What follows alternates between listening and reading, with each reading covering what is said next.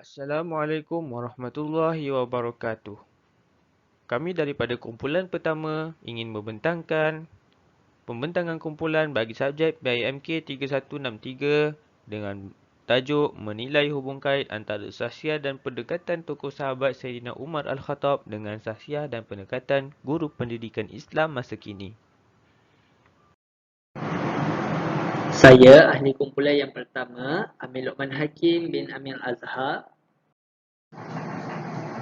Saya ahli kumpulan yang kedua bernama Taufiqul Hakim bin Muhammad Nizam.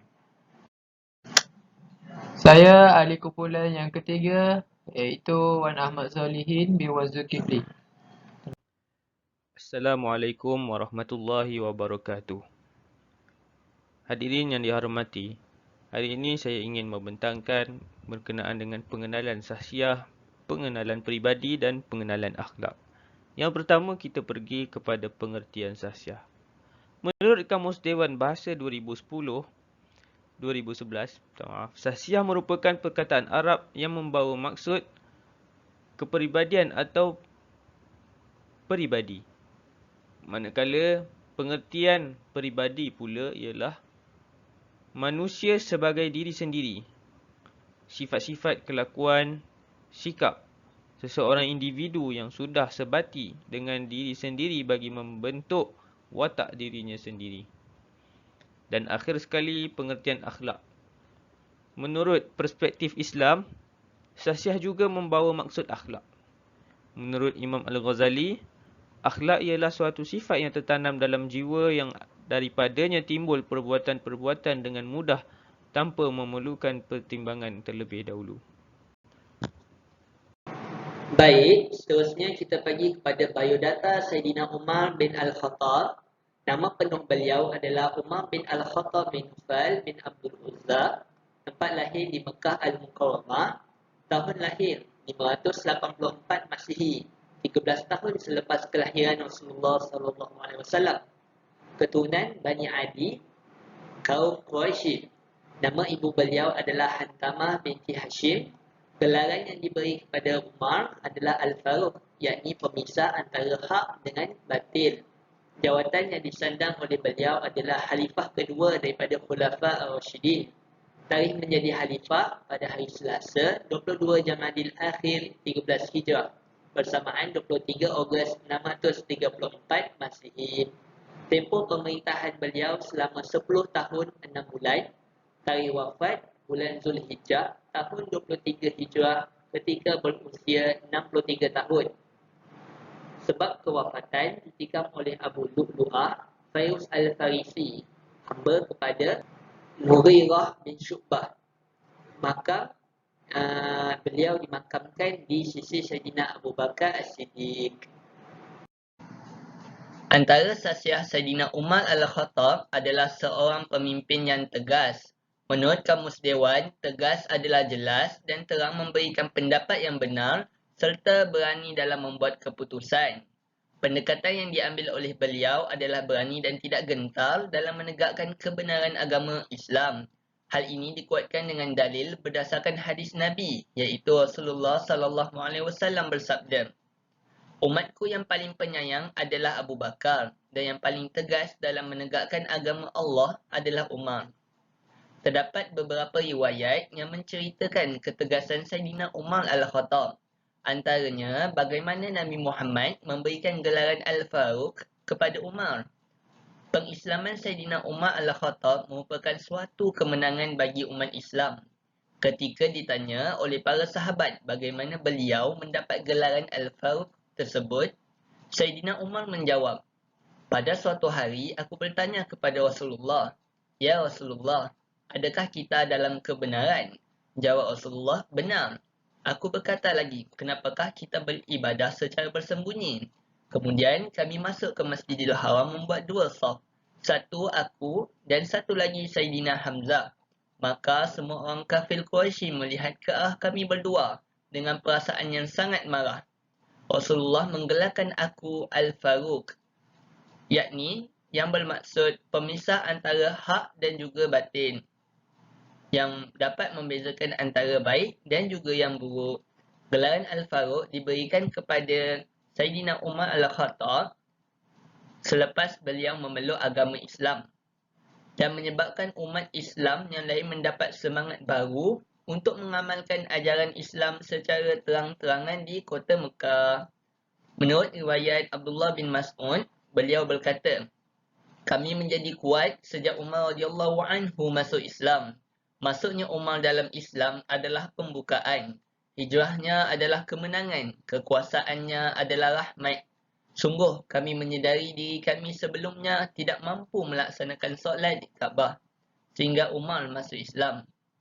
Ketika masuk Islam, ia memerangi mereka dan membiarkan kami solat. Justru itu, kita sebagai guru pendidikan Islam wajarlah meneladani sasiah dan pendekatan tegas Saidina Umar Al-Khattab sebagai qudwah hasanah dalam mendepani era globalisasi pendidikan masa kini. Antaranya, guru pendidikan Islam perlulah tegas dalam menangani tingkah laku murid yang negatif. Tugas mendisiplinkan murid di sekolah merupakan antara tugas guru. Semua guru memainkan peranan penting dalam hal ini, terutamanya guru pendidikan Islam dalam memupuk sasiah yang baik dalam diri murid. Penglibatan murid dalam kegiatan ala samsing perlu dilihat secara serius oleh semua pihak, khususnya para pendidik. Guru pendidikan Islam perlu berani membuat keputusan dalam menyelesaikan masalah disiplin murid. Hal ini kerana sekolah sepatutnya menjadi tempat persekitaran yang selamat agar setiap murid dapat menumpukan perhatian terhadap pelajaran mereka. Murid-murid yang menyertai kegiatan ala samsing ini didapati mengganggu ketenteraman sekolah dan murid-murid lain melalui perbuatan mengancam, mengugut, memukul dan perbuatan lain seumpamanya. Oleh itu, sebagai guru pendidikan Islam yang tegas, kita perlulah bertindak dengan solusi yang benar bagi mengatasi masalah murid tersebut. Semua murid perlu diperingatkan bahawa sebarang tingkah laku yang melanggar undang-undang atau peraturan sama ada di dalam atau di luar kawasan sekolah akan dikenakan tindakan yang tegas oleh pihak berwajib sekiranya murid didapati bersalah. Kesimpulannya, murid memerlukan guru yang tegas, mesra dan berwawasan untuk menyelamatkan murid daripada sikap negatif dan membantu mereka membina akhlak diri yang mulia, sekaligus dapat menjadikan persekitaran sekolah yang lebih selamat agar setiap murid dapat menumpukan perhatian terhadap pelajaran mereka. Baik, kita pergi kepada sifat yang kedua yang boleh kita contohi adalah sifat kepimpinan yang ada pada Saidina Umar. Pertama sekali kita perlu mendefinisikan apakah yang dimaksud dengan kepimpinan. Menurut Kamus Dewan, kepimpinan bermaksud keupayaan memimpin mengikut ahli ilmu. Mengikut serta kepimpinan ialah proses pengarahan tingkah laku orang lain ke arah penyempurnaan sesuatu objektif. Pengarahan bermaksud seseorang individu bertindak mengikut cara tertentu atau mengikut sesuatu seperti polisi, organisasi, tata cara dan deskripsi kerja. Okey, baik. Yang pertama kita pergi kepada contoh sirah yang ada pada sahabat yang bernama Saidina Umar ini, yang boleh kita sebagai guru pendidikan Islam untuk menjadi role model ataupun contoh kita. Yang pertama, Saidina Umar melantik wali atau gubernur untuk mentadbir beberapa wilayah jajahan takluk Islam. Dari segi kepimpinan yang kedua pula, Saidina Umar menubuhkan beberapa jabatan penting seperti jabatan polis, jabatan percukaian dan jabatan perbendaharaan. Yang seterusnya, beliau juga menyusun sistem ketenteraan dengan membentuk tentera tetap dan juga tentera sukarela. Dan akhir sekali, sifat yang ada pada Saidina Umar adalah kita melihat sistem Baitumal yang ditubuhkan oleh beliau bagi aliran masuk pendapatan negara dan juga membantu rakyatnya. Jadi sebagai contoh yang ada pada Saidina Umar yang perlu kita terapkan sebagai seorang guru pendidikan Islam adalah dari sudut kepimpinan. Yang mana guru pendidikan Islam ini sebagai pemimpin yang berperanan sebagai ejen perubahan. Perubahan yang dimaksudkan adalah melibatkan perubahan ke atas sekolah, murid dan pengajaran dalam bilik darjah yang terutamanya.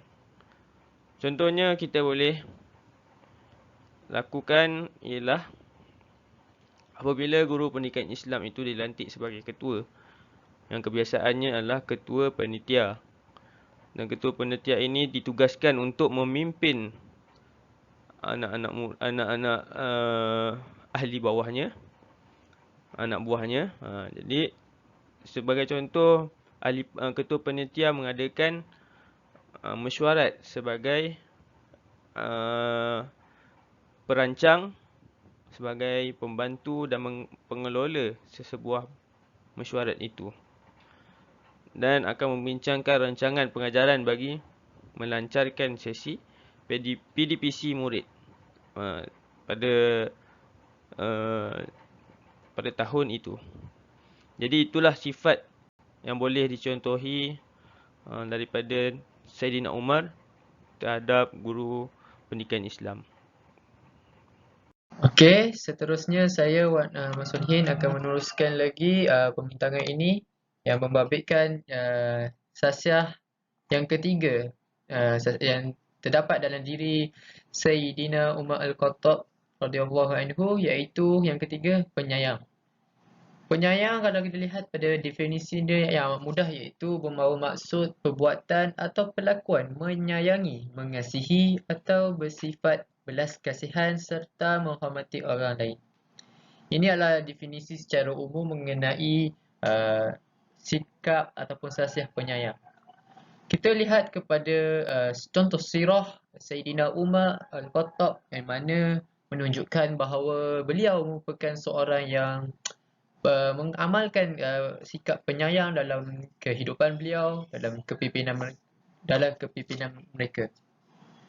Iaitu kalau kita lihat pada sirah ini, pada satu malam di mana Sayyidina Umar Al-Khattab dan pembantunya iaitu Aslam meronda ke bandar Madinah dan kawasan persekitaran. Beliau ingin mengetahui keadaan sebenar rakyat jelata beliau di bawah kerajaan pimpinannya, serta membantu setiap orang yang memerlukan bantuan. Suatu malam, Saidina Umar dan Aslam meronda satu kawasan yang bernama Harrah. Harrah ni adalah satu kawasan perkampungan yang terdapat di Makkahul Mukarramah, di mana ketika itu Saidina Umar mendapati seorang wanita dan beberapa orang anaknya menangis kelaparan. Wanita itu kelihatan sangat sedih, manakala anak-anaknya itu kelihatan sangat lapar. Sayyidina Umar beranikan diri bertanya, mengapa anak-anak ibu ini tidak berhenti menangis? Ibu itu menyatakan bahawa anaknya lapar. Dan ketika itu juga Sayyidina Umar bertanyakan kepada si ibu, lantas apa yang kamu sedang masak di dalam periuk itu? Dan jawab ibunya adalah batu untuk bagi kata tipu helah kepada anaknya supaya anaknya sabar, tidak merungut dan akhirnya tertidur disebabkan kelaparan. Maka ketika itu juga kita boleh lihat bahawa kenapa tak ada makanan, dan wanita itu, si ibu itu menyatakan bahawa si suaminya baru sahaja meninggal dunia. Lantaran itulah menyebabkan si ibu itu tidak mempunyai makanan ataupun wang untuk beli makanan. Dan wanita itu seakan-akan menyalahkan Khalifah Umar. Untuk makluman juga, ketika itu si ibu tidak mengetahui bahawa yang berjumpa dengannya itu adalah Khalifah Umar. Pada awalnya Aslam, ini pembantunya, ingin menyatakan bahawa inilah Khalifah Umar, tetapi dihalang oleh Saidina Umar sendiri supaya wanita itu tidak tahu bahawa dia merupakan Khalifah Umar. Dan ketika itulah banyak kata-kata yang kesat dikeluarkan oleh ibu itu yang menyatakan Khalifah Umar telah menzalimi kami, tidak mengendahkan kami. Jadi ketika itu Sayyidina Umar menangis teresak-esak kerana melihat keadaan yang berlaku dalam kalangan ibu itu dan anak itu. Lantaran terus bergegas ke Baitul Mal untuk mengambil sedikit makanan untuk diberikan kepada si ibu itu. Ketika itu masa di dalam store lah, dia kata store yang menyimpan makanan ataupun makanan untuk orang yang susah. Ketika itu Saidina Umar mengangkat sendiri karung yang mempunyai makanan dia di bahunya, walaupun ditawarkan oleh pembantunya Aslam, yang mana Aslam nak bantulah Saidina Umar, tapi Saidina Umar berkata, biar aku sendiri yang angkat, adakah engkau sanggup memikul dosa-dosaku di akhirat kelak? Sebab bebanan ini tidak mampu dibebani kecuali kesanggupan Saidina Umar. Maka Saidina Umar memikul karung yang syarat dengan makanan ke rumah wanita itu, dan wanita itu memasak, dan akhirnya anak-anak itu kelihatan lebih ceria sebab dah kenyang kan. Jadi ucapan terima kasih ibu itu kepada Saidina Umar, walaupun ketika itu dia tidak mengetahui bahawa itu adalah Saidina Umar. Dan hatta wanita itu menyatakan bahawa lelaki ini, yakni engkaulah yang sepatutnya menjadi khalifah, bukan Umar radhiyallahu anhu. Engkau baik, murah hati dan faham perasaan orang, engkau penyayang. Itulah sepatutnya yang ada pada diri seorang khalifah. Nah, keesokan hari, Saidina Umar telah memanggil ibu itu ke tempat pejabat beliau dan memberikan wang untuk kegunaan hariannya. Tapi ketika itu jugalah ibu itu kelihatan terkejut dan berasa bersalah dengan mengeluarkan kata-kata yang negatif kepada Khalifah Umar. Daripada situlah kisah itu kita dapat lihat bahawa seorang Umar dia penyayang, ini ambil berat ke atas pimpinan ni lah, orang bawah dia, masyarakat dan rakyatnya. Kalau kita lihat pada dunia sekarang, bukan semua pemimpin mampu membuat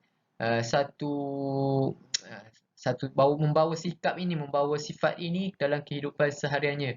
Ada orang yang bila dia dilantik pemimpin, dia hilang entah ke mana dan sebagainya. Tapi inilah yang ditonjolkan oleh Saidina Umar Al-Khattab radhiyallahu anhu, bahawa sifat inilah yang perlu ada dalam diri setiap pemimpin. Jadi, apa kaitan dia dengan sasiah guru pendidikan Islam? Jadi, apa yang saya ingin kaitkan antara dua sifat penyayangnya Saidina Umar Al-Khattab radhiyallahu anhu kepada guru pendidikan Islam adalah, yang pertama, guru pendidikan Islam seharusnya prihatinlah dengan anak murid. Guru pendidikan Islam, gurulah khususnya kepada guru pendidikan Islam, tidak hanya mengajar semata-mata, tetapi bukan hanya mendidik semata-mata. Seorang guru ini lumrah dia dan naluri hatinya sangatlah sensitif akan kesusahan, sepatutnya sensitif akan kesusahan anak muridnya. Maka guru pendidikan Islam seharusnya prihatin, peka dengan keadaan semasa anak-anak muridnya. Di mana anak muridnya mungkinlah terdiri daripada latar belakang yang berbeza, menyebabkan tingkah laku mereka adalah berbeza. Justru peranan guru ini amatlah penting dalam cakna akan kepelbagaian latar belakang ini, supaya yang susah kita bantu, agar mereka lebih dibantulah, lebih membawa kehidupan yang lebih baik, membantu dengan kadar yang semampunya. Bukanlah kita kata membantu sehingga menyusahkan kita. Kita bantu sekadar mampu kita. Menghulurkan bantuan sekiranya memerlukan kutipan derma kilat, maka boleh dilakukan supaya ia dapat meringankan bebanan keluarga si murid itu, supaya kita katakan mereka dapat mempelajari ilmu pengajaran di dalam kelas dengan lebih berkesan lah. Sebab itulah sikap penyayang ini perlu ada dalam setiap diri guru, khususnya guru pendidikan Islam. Dan kita juga harus sebagai seorang guru pendidikan Islam atau guru khususnya umumnya tidak boleh melulu dalam membuat penilaian ke atas anak-anak murid kita. Guru yang penyayang, dia akan meneliti, dia akan menyiasat, dia akan bertanyakan kepada orang yang lebih tahu tentang sesuatu anak murid itu. Sekiranya anak muridnya itu tidak buat kerja sekolah, nakal, hyperaktif, maka ketika itulah kita perlu melihat, guru itu perlu lebih cakna melihat kepada situasi sebenar anak murid itu. Sekiranya anak murid itu tak siap kerja sekolah, kita boleh rujuk guru kelasnya, dia tanya apa masalah dia. Jadi daripada situ kita dapat mencari solusi supaya perkara itu tidak berlaku lagi. Kalaulah guru itu melulu sahaja, ingatlah guru bahawa setiap kata-kata yang kita keluarkan kepada mereka itu akan mereka kenang, akan mereka ingat sampai bila-bila. Justru itu ada yang guru yang baik, disayangi anak-anak muridnya sehingga sekarang diingati. Dan ada juga guru yang sekarang tidak diingati oleh anak-anak murid disebabkan mungkin sikapnya yang zaman persekolahan itu agak kasar ke dan sebagainya. Justru inilah hubung kait sikap penyayang yang perlu dibawa oleh setiap guru pendidikan Islam. Jadi seterusnya kita beralih kepada kesimpulan secara keseluruhan apa yang telah kumpulan kami bentangkan oleh saya sendiri, Wan Ahmad Solihin, oleh saudara Amir, Luqman Hakim dan saudara Taufiqul Hakim, yang mana melibatkan tiga sikap kepribadian yang boleh dihubungkan kepada guru pendidikan Islam, iaitu pertama tegas, yang kedua berkepimpinan, yang ketiga adalah penyayang. Ketiga-tiga sikap ini ataupun pendekatan yang yang ada dalam diri Saidina Umar boleh kita aplikasikan sebagai guru pendidikan Islam dalam mendepani era globalisasi pendidikan masa kini.